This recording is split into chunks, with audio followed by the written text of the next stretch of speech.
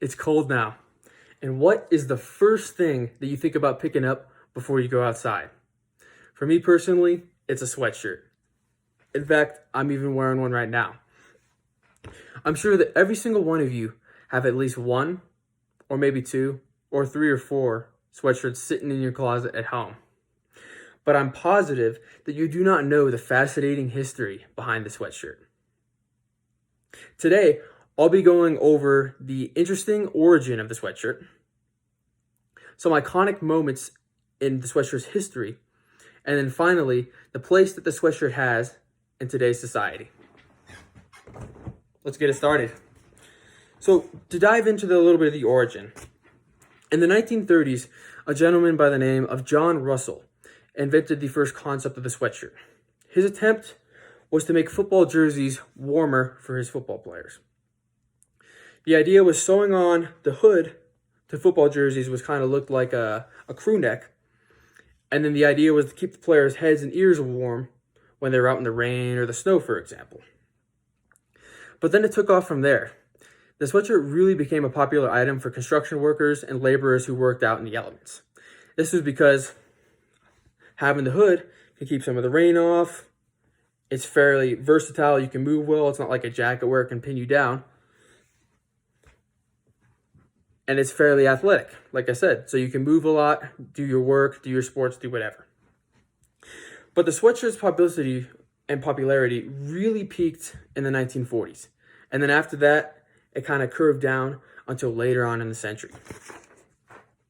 Now that the origin's covered, there are two main moments in the sweatshirt's history that really propelled the item to be as popular as it was today. First is the iconic movie Rocky in 1976.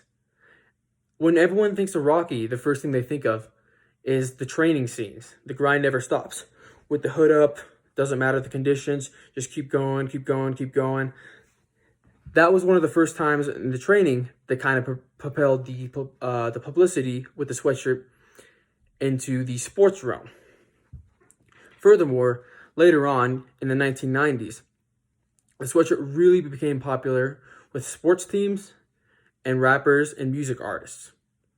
The idea was throwing the logo or the mascot on top of the sweatshirt and then selling it to promote the let's say sports team, rapper, etc. And this was when the sweatshirt really began to take off. Because of the versatility it had, you had a lot of options to represent what you wanted, and it really stuck with people and struck a good chord. These events propelled the sweatshirt into today's world. Now that the hoodie has been popular for a decade or two, I believe this is because of the really extreme comfort that you have with it. It's loose, it's not really constricting, it's warm, you can throw the hood up if it's raining, snowing, and overall, it just feels really good. But furthermore, every sweatshirt you can get can have a logo of something that you really support and like. For example, this guy right here has my high school lacrosse logo on it. I love wearing that. It represents some good things to me, brings back some good memories. So everyone can have whatever they want on the sweatshirt, and that is why I believe that people really love them. They can represent whatever they want with it. Sports teams, destinations, restaurants, there's not really any limit to it. Every brand seems to be marketing their own sweatshirt, and people just love taking them in. Next, the sweatshirt has become more than just an article of clothing. What I mean by this is in 2012, there was the 1 Million Hoodie March. This took place to honor the death of a citizen and to stand up for social injustice. The concept was based because of some events that took place involving the sweatshirt, and people took to protest and took to marching with the sweatshirt on to, like I said, stand up for social injustice and mourn for the kid who was lost. So with that being said, it's amazing that the sweatshirt can be more than just a logo on the front. It can actually stand for some real ideology and some good things. With that all being said, I believe the story of the hoodie is truly fascinating. It all started back in the 1930s with John Russell trying to keep his football players warm.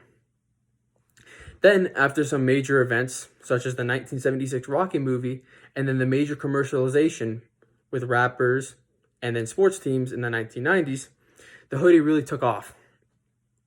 Finally, the hoodie has evolved to mean not as much as just what it says, but the actual thoughts behind it and the ideologies that can be taking place with that as well. So, next time before you go on to throw on your sweatshirt going out in the cold, remember, there's a lot behind the sweatshirt.